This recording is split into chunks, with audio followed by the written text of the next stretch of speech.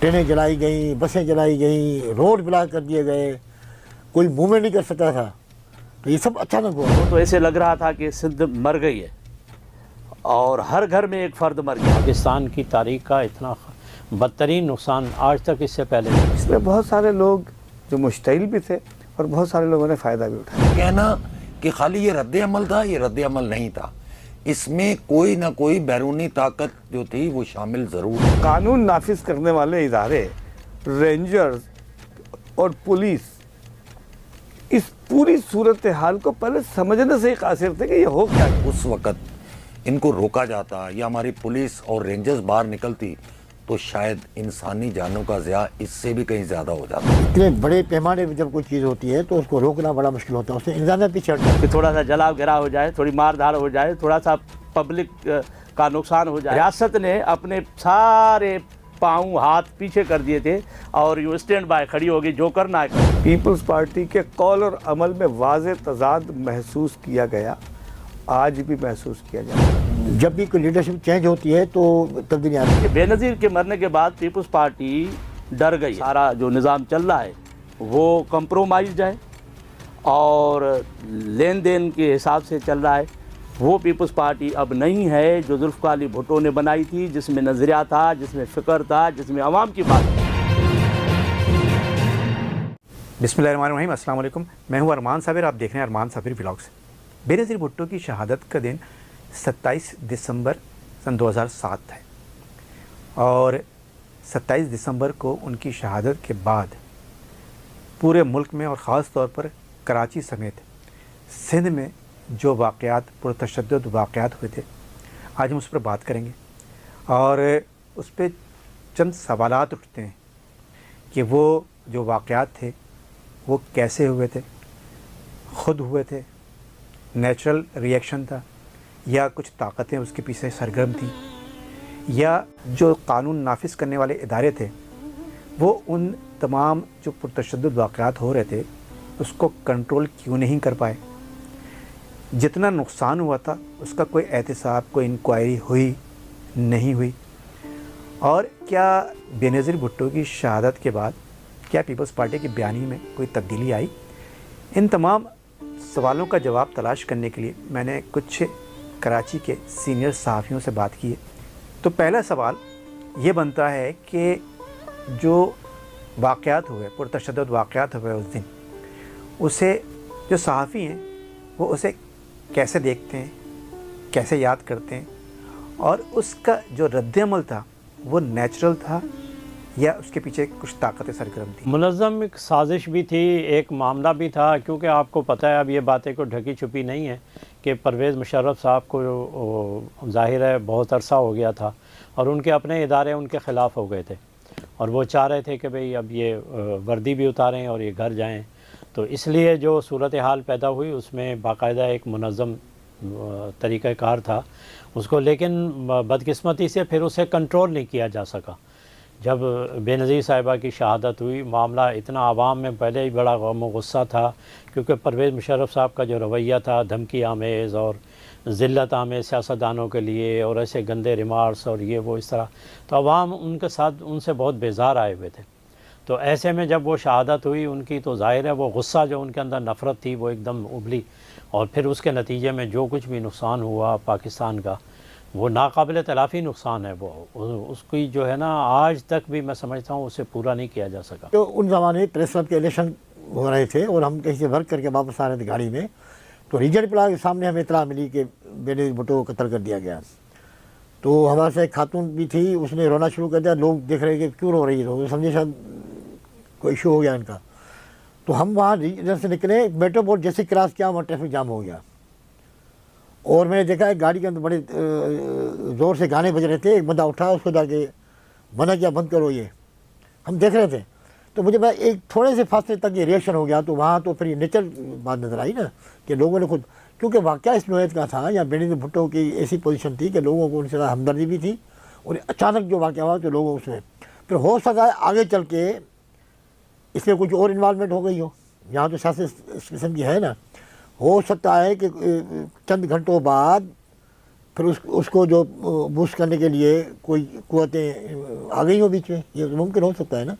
लेकिन अचानक जो है ये रिएक्शन बिल्कुल नेचर था, और वो जो हमें चंद लम्हों में हमें नज़र आया। कोई ना कोई हाथ पीछे उसके ज़रूर था कि जिसकी वजह से इतना बड़ा एक्शन हो जाना, और फिर वो आग इतनी तेज़ी से फैली है कि आपको पता ही नहीं चल रहा था कि गली कूचों में आग किस तरह से आ गई। मतलब कराची हमने देखा है, रिपोर्टिंग भी की है, कराची बहुत हिस्सा जो था कराची का वो हंगामों में बंद हो जाता था, लेकिन ये पहला इंसिडेंट था जिससे पूरा कराची मुकम्मल बंद हुआ, इसमें कोई दो राय नहीं है। लेकिन ये कहना कि खाली ये रद्द अमल था, ये रद्द अमल नहीं था, इसमें कोई ना कोई बैरूनी ताकत जो थी वो शामिल ज़रूर थी। उसको बाद में फिर आप देखें कंडेम किया गया, लोगों को फिर पता चला, आपका टोटल रेलवे का निज़ाम उसमें तबाह हुआ, जो सिंध में पूरा, मैंने उसके बाद एक रिपोर्ट भी उस पर बनाई थी, पूरा रेलवे का निज़ाम पूरा ख़राब हुआ। पुलिस के आपको कितनी गाड़ियाँ जो थी वो आपके सिक्योरिटी के जो मामला थे वो कितने तबाह हुए। आम जो पब्लिक थी जो रोडों पर उस वक़्त थी वो किस तरह से घर पहुंची, ये सारी दुनिया जानती है जो उस वक्त लोग यहाँ मौजूद थे। आप ये देखें कि पहली बार शायद ऐसा हुआ कि एटीएम मशीनें जो थी वो किस तरह से निकाल ली गई। तो ये इसको नॉर्मल रद्द अमल आप नहीं कह सकते कि एक नेचुरल होता है, थोड़ी देर के लिए लोग जो है वो निकलते हैं और उसके बाद घरों को चले जाते हैं, लेकिन ये तो पूरा एक जैसा लग रहा था कि जैसे पूरा एक प्लान किया गया। लेकिन बात सिर्फ सोचने की ये है कि क्या किसी को पता था कि बेनज़ीर की शहादत हो जाएगी और इतना बड़ा प्लान तैयार कर लिया जाएगा। मैं अंग्रेज़ी रोज़नामा, अंग्रेज़ी टेलीविज़न डॉन टीवी से वाबस्ता था, और मैं उस वक्त अपनी DSNG के साथ बिलावल हाउस के सामने लोगों की आहो बका जो है वो बराह रास्त मैंने नशर की, दिखाई। शहर में एक गैर यकीनी का आलम था, ये नहीं मालूम था कि कौन कर रहा है, लेकिन हर कोई सोगवार था। इसमें बहुत सारे लोग जो मुश्तइल भी थे और बहुत सारे लोगों ने फ़ायदा भी उठाया। ये नहीं कहा जा सकता कि इस पूरे तशद्दुद के पीछे, इस पूरे जलाओ घेराव के पीछे, इस पूरे सदमे की कैफियत के पीछे कोई हाथ था, ये नहीं कहा जा सकता, लेकिन इश्तियाल था, एक रद्द अमल था, एक इश्तियाल था, और इश्तियाल भी गुस्से वाला इश्तियाल था। कहीं उसको एक, मैंने अर्ज़ किया आपसे कि शहरी इलाक़ों में इसको एक और ज़ाविये से देखा गया और देही इलाक़ों में से एक और ज़ाविये से देखा गया। बेनज़ीर भुट्टो वो सिर्फ सिंध की नहीं, पाकिस्तान की नहीं, एशिया की बहुत बड़ी डेमोक्रेटिक लीडर थी। तो ये पाकिस्तान के लोगों को, सिंध के लोगों को ये अंदाज़ा ही नहीं था कि वो इस तरह दिन दहाड़े लियाकत बाग में मारी जाएगी। तो वो जो हादसा हुआ, तो जैसे ही पाकिस्तान के तमाम लोगों को पता चला, तो ऐसे लगा हर घर का मसला था ना। तो वो मेरा गांव है उधर लारकाना में, लारकाना से 20-25 किलोमीटर पहले हमारा गांव है, और उसका नाम जाड़ा वाउचा है। तो उधर कम्युनिकेशन भी नहीं थी, पर अचानक मुझे उधर पता चला कि शाम को कि बेनज़ीर के को हिट कर दिया गया है। तो शॉकिंग हुई कि यार कैसे, क्यों हुआ, किस तरह हुआ। तो अब वो ढूंढने लगे हम लोग। तो थोड़ी देर में पता चला कि वो, मैंने कराची में फ़ोने की दोस्तों यारों से कि भाई पता चलो, क्योंकि यहाँ पर मेरी कम्युनिकेशन में, तो पता चला कि वो बेनज़ीर शहीद हो गई। तो मैंने वहाँ पर लोगों के घरों में मातम देखा। अच्छा, वो उनके घरों में जो पीपल्स पार्टी के नहीं थे, वो भी रोते हुए मैंने अपने गांव में लोग देखे। और फिर हम शहर गए, अपने करीब शहर था नसीराबाद, उधर चले गए। रात का टाइम था, सूरज गुरूब हो चुका था, गाड़ियां बंद हो चुकी थी, रोड सुनसान हो गए थे। तो मैंने देखा कि हर बंदा सोगवार था। और मुझे ऐसा महसूस हुआ सिंध मर चुकी है, पाकिस्तान जो है इस वक्त है कि नहीं है। और मुझे एशिया भी ऐसे लगा कि ज़ख्मी हो गई है, क्योंकि बहुत बड़ा लीडर जो है वो डेमोक्रेटिक लीडर थी, वो चली गई। तो कोई समझ में बात नहीं आ रही थी। तो उधर हमने जो लोगों को देखा, तो वो लोग जो जलाव घेरा कहीं कहीं नज़र आया, तो वो लोग पीपल्स पार्टी के नहीं थे। और मैं हैरानगी हुई। और फिर मैंने रिपोर्टें भी पढ़ी, फिर कराची को भी देखा, उसके विजुअल फ़ोटोज़ भी देखे, वीडियोज़ भी देखी, हैदराबाद, लारकाना, ठट्टा, पूरी सिंध।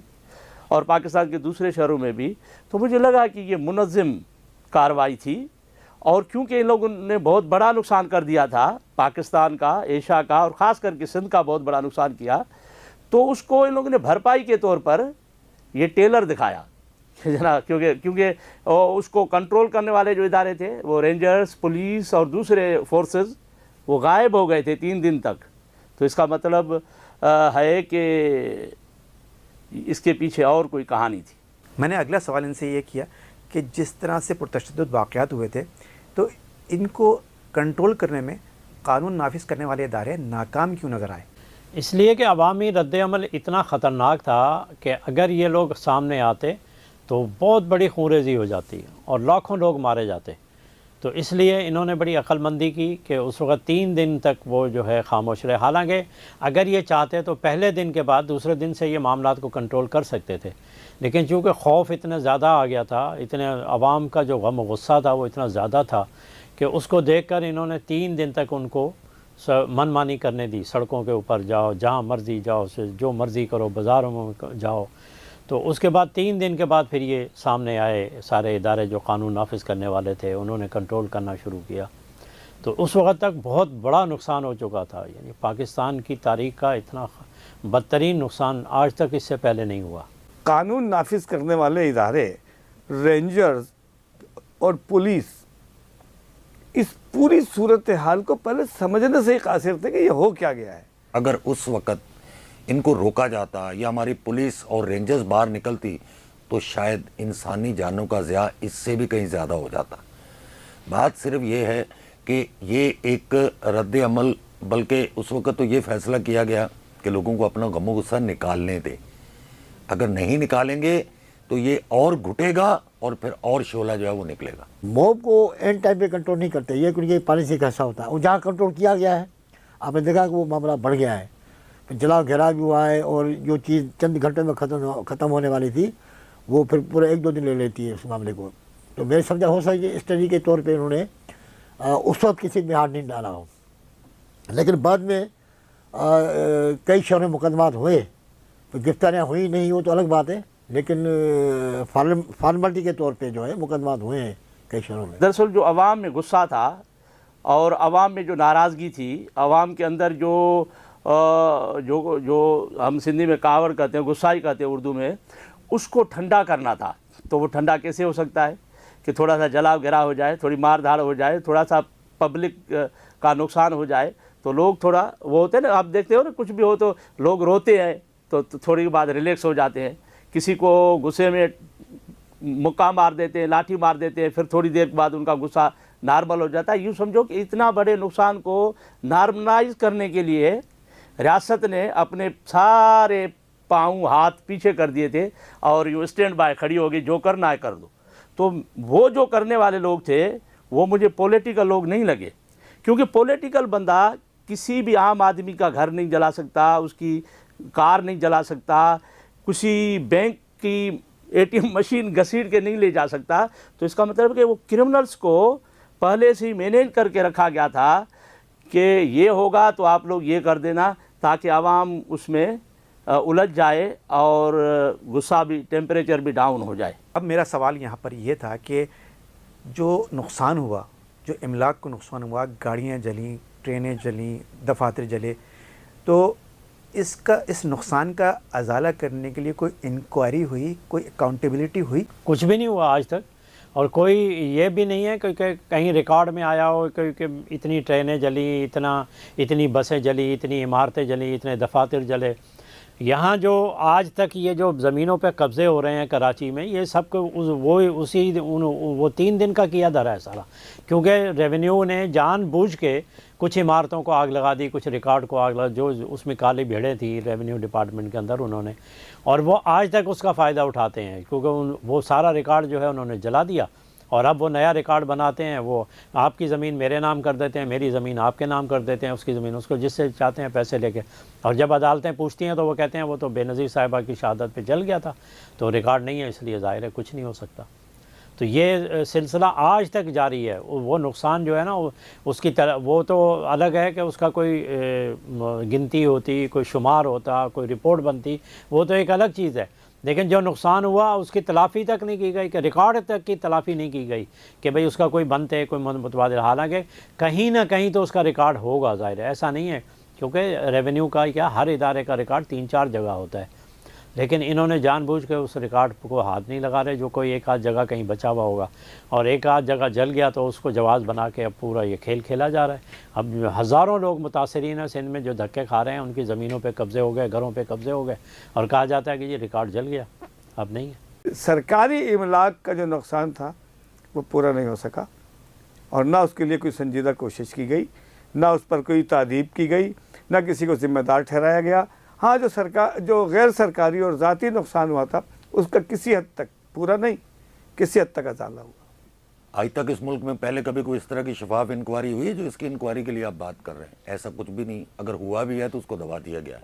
बात यह है कि आपका ज़मीनी जो राब्ता था मुल्क से वो कट गया, और खाली कराची का नहीं कटा, ये पूरे पाकिस्तान में आप देखें कि लोग जो है वो कहीं जा ही नहीं पा रहे थे। ख़ासतौर पर देखें भुट्टो ख़ानदान के साथ जब भी कुछ हुआ तो लोगों की कोशिश होती कि हम लाड़काना पहुँचे, क्योंकि वहीं उनकी तदफीन होती है, वहीं सारी चीज़ें होती हैं। लोग यहाँ से लाड़काना किस तरह पहुँचे थे? लोग तो कच्चे रास्तों से, पगडंडियों से होते हुए लाड़काना पहुँचे थे। मेन शाहराहें जो थी वो जाने के काबिल नहीं थी। फिर इंक्वायरी अगर की भी गई है तो आज तक मंजर आम पे तो नहीं आई है, और ना मेरा ख्याल है कभी आएगी, इसलिए कि वो किसी ना किसी के गले का तो हार बनेगी ना। तो गले का हार बनाएगा कौन उसको? आपको भी पता है और मुझे भी पता है। होनी चाहिए थे ना, अब क्योंकि वो हुई नहीं, और कई लोगों ने सब्र भी कर लिया। ये भी अंदाज़ा जिनका नुकसान हुआ ना, उन्हें भी कहा बेनज़ीरी खातिर, वो भी चुप हो गए, भाई क्या करें। लोगों ने गुस्से में थी, एक गुस्से की लहर थी, क्योंकि ये लोग ख़ानदान, भुट्टो ख़ानदान, उनको बड़ी मोहब्बत हासिल हुई लोगों की, हैरान कुन हद तक। जब भुट्टो को फांसी आई थी लोगों ने, कई ने खुदकुशियाँ कर ली थी, कई ने खुद को जला दिया था, अपनी जानें दी थी लोगों ने। तो बेनज़ीर भुट्टो के भी इस तरह के वाक़यात थे कि लोगों जज्बात पे काबू नहीं पा सके, और उन्होंने जो है वो रद्दमल किया, जिसमें फिर इंतज़ामिया खामोश रही। इसमें मतलब एक्शन नज़र नहीं आया कोई। जब शहीद बेनज़ीर भुट्टो के मर्डर की शफाफ इंक्वायरी नहीं हुई, उसके कातिल फिक्स नहीं हुए, उनको कोई सज़ाएँ नहीं हुई, तो उसके बदले में जो ये आवाम को रिलैक्स किया गया, इतना नुकसान का मौका फराम किया गया लोगों को, तो उनसे उनकी कौन सी इंक्वायरी होगी? तो मैं समझता हूँ ये सारा कुछ डेलिबरेटली, उसको कत्ल करना भी डेलिबरेटली था, ये सब कुछ जो हुआ है ये भी डेलिबरेटली था। इसकी अब इंक्वायरी होनी चाहिए शफाफ, कि वो बेनज़ीर को शहीद किन लोगों ने किया, पाकिस्तान से बहुत बेहतरीन पॉलिटिकल लीडर छीनने की किसने साजिश की, और डेमोक्रेसी को किसने कमज़ोर किया, नज़र ना आने वाली क़ुव्वतों के आगे मुस्तकिल जमहूरियत को उनके पाँव में किसने फेंका, इनकी इंक्वायरी होनी चाहिए। एक और सवाल यहाँ उठता है कि क्या बेनज़ीर भुट्टो की शहादत के बाद पाकिस्तान पीपल्स पार्टी का बयानिया तब्दील हुआ? देखिए, बेनज़ीर के मरने के बाद पीपल्स पार्टी डर गई है। अब वो पीपल्स पार्टी मूवमेंट नहीं करेगी जिस तरह जुल्फ़िकार अली भुट्टो मूवमेंट करता था, जिस तरह बेनज़ीर मूवमेंट करती थी। अब पीपल्स पार्टी नहीं करेगी। अब पीपल्स पार्टी मसलहती सियासत करेगी, कुछ लेन देन करेगी, कुछ देगी और हुकूमत करेगी। और ये अब आप भी सहाफ़ी हैं, मैं भी सहाफ़ी हूँ, और ये सारा जो निज़ाम चल रहा है वो कंप्रोमाइज़्ड है और लेन देन के हिसाब से चल रहा है। वो पीपल्स पार्टी अब नहीं है जो जुल्फ़िकार अली भुट्टो ने बनाई थी, जिसमें नज़रिया था, जिसमें फ़िक्र था, जिसमें अवाम की बात थी। अब पूरी पीपल्स पार्टी को देखिए, नून लीग को भी देखिए, और दूसरी पार्टियों को, एलीट क्लास की पॉलिटिकल पार्टीज़ अब बन गई हैं पाकिस्तान में। अवाम की कोई पार्टी नहीं है। पीपल्स पार्टी का पास नारा रोटी कपड़ा मकान अवाम का है, लेकिन वो देने के लिए नहीं है, हाथी की दांत की तरह दिखाने के लिए है, खाने के लिए और है। उसका बयानिया और उसका रवैया अलग अलग समतों में नज़र आता है। ये बड़े अफसोस की बात है कि पीपल्स पार्टी पाकिस्तान की पॉपुलर जमात थी। शहीद जुल्फ़िकार अली भुट्टो ने लोगों को ये विज़न दिया कि रोटी कपड़ा मकान जो है वो हुकूमत वक्त की ज़िम्मेदारी है, लेकिन ये नारा रहा और अमली मुजाहरा कुछ और था। पीपल्स पार्टी के कौल और अमल में वाज़े तज़ाद महसूस किया गया, आज भी महसूस किया जाता है। और जो सिंध का रहने वाला है वो इतना मज़लूम है और फिल्म तहज़ीब में एक बड़ा मशहूर जुमला था जो अदाकारा रानी पे फिल्माया गया है, उफ़ अल्लाह हम तो कुछ कह भी नहीं सकते। सिंध के शहरी और देही इलाकों में रहने वाले एक एक फ़र्द की मैं ये तर्जुमानी कर रहा हूँ कि उफ़ अल्लाह हम तो कुछ कह भी नहीं सकते। तो जो मौजूदा सियासत है पीपल्स पार्टी की, इसको आम जो सिंधी है, उसका जो वोटर है पीपल्स पार्टी का, वो उसको कबूल नहीं कर रहा। वो नई नस्ल जितनी भी है वो उसके ख़िलाफ़ है, वो उस पर एहतजाज कर रही है, वो उनको गालियां देते हैं सोशल मीडिया पे, उनको बुरा भला कहते हैं और उस पर एहतजाज करते हुए नज़र आते हैं। तो इसका मतलब यही है कि वो उन्होंने उसको एक्सेप्ट नहीं किया। जो बेनज़ीर के बाद जो सियासत का इनका अंदाज़ आया जरदारी साहब का अपना, तो उसको उन्होंने कबूल नहीं किया। चाहे कि जरदारी साहब सियासत के बहुत बड़े खिलाड़ी हैं, हर शख्स मानता है, बड़े बड़े सियासतदान भी उनको मानते हैं, लेकिन उनका अंदाज़ सियासत जो है कि वडेरों को, बड़े लोगों को साथ मिला के सियासत की जाए और आवाम की परवाह न की जाए। इस सियासत को से आम जो वोटर था पीपल्स पार्टी का, वो इससे दूर हुआ है, करीब नहीं आया। देखिए, जब भी कोई लीडरशिप चेंज होती है तो तब्दीलियाँ आती हैं। भुट्टो साहब थे तो वो अपनी टीम के साथ जो है उन्होंने काम किया उस ज़माने में, ठीक है। बेनज़ीर भुट्टो जब आई तो भुट्टो साहब के कई जो उनके अंकल थे सीनियर, उनको हटा के और अपनी टीम बनाई उसने। इसके बाद जब जरदारी की तरफ इतना पावर मुंतकिल हुआ तो उसने बेनज़ीर भुट्टो के कई लोगों को आउट किया, उन्होंने कई ख़ानदानों को आउट किया और अपने लोग एडजस्ट किया उन्होंने। तो ये तो है, ये चीज़ें होती हैं। अब क्योंकि पीपल्स पार्टी की बुनियाद जो है आम आदमी तक थी, भुट्टो साहब से लेकर अब तक, तो उनको जो नई क़यादत आई जरदारी साहब की सूरत में, तो उनमें उसमें बेनज़ीर भुट्टो को आगे रखा गया। हर जलसे में मोहतरम बेनज़ीर भुट्टो के नारे लगाए गए, उनकी कदावत तस्वीर लगाई गई, भुट्टो की लगाई गई, अभी तक वही चल रहा है। तो लोग फिर के सामने चेहरे आ जाते हैं ज़ुल्फ़िकार अली भुट्टो के, बेनज़ीर भुट्टो के, या बिलावल भुट्टो की बात की गई या उनकी तस्वीर लगाई गई, तो लोग फिर उस चीज़ को कंटिन्यू समझते हैं। भले आपका सरबराह चेंज हो गया, लेकिन लोग जो आम जो सियासी कारकुन होता है या आम जो आदमी होता है वो उसको कंटिन्यू करता है, और वही हो रहा है सिंध के अंदर भी, वो चीज़ें कंटिन्यू चल रही हैं। देखिए, पहले हम भुट्टो साहब जो थे, ज़ुल्फ़िकार अली भुट्टो, उनकी फांसी जो थी उसको भी शहादत का दर्जा दिया जाता है कि वो एक अदालती कत्ल था और उसको लेके हम जो है वो चल रहे थे। और मैंने तो वो जगह भी ख़ास तौर पे देखी है, ये लाड़काना के साथ है, एक छोटी सा कब्रिस्तान है जिसका नाम है मैं भुट्टो हूँ। वहाँ हमने देखी है लाशें मुख्तलिफ। ये वो लाशें थी जो कि उस वक़्त 18 अक्टूबर के बाद उनको वहाँ तदफीन की गई, जिनकी शनाख्त नहीं हो पाई थी। आज हम भुट्टो के पूरे ख़ानदान, ज़ाहिर है भुट्टो ख़ानदान के साथ ज़्यादती तो बहुत बड़ी हुई है, तो आज उसी लय को हम लेके बेनज़ीर साहिबा तक आ जाते हैं कि बीबी की शहादत है, ज़ुल्फ़िकार अली भुट्टो की शहादत है। तो ये कम अज़ कम हमने लोगों से जो है वो जिसको कहते हैं ना कि वफ़ादारियाँ तो ली हैं, और उसी नाम को आज तक जो है वो इस्तेमाल हम कर रहे हैं। और मेरा ख्याल है कि ये उनका राइट भी बनता है, चूँकि पार्टी जो है उनके जो बड़े थे, जो बानी थे, वो शहीद हुए, उसके बाद बीबी ने जब डोर संभाली बीबी शहीद हुई। तो ये तो खैर है, ये तो हर पार्टी में है। पाकिस्तान पीपल्स पार्टी अब वो पार्टी रही या नहीं रही, आप क्या कहते हैं, आपकी क्या राय है? अपनी राय ज़रूर कमेंट सेक्शन में बताइएगा और वीडियो को लाइक कीजिएगा, शेयर कीजिएगा, चैनल को सब्सक्राइब कीजिएगा। एक नए टॉपिक के साथ दोबारा हाजिर होंगे। बहुत शुक्रिया, खुदा हाफिज़।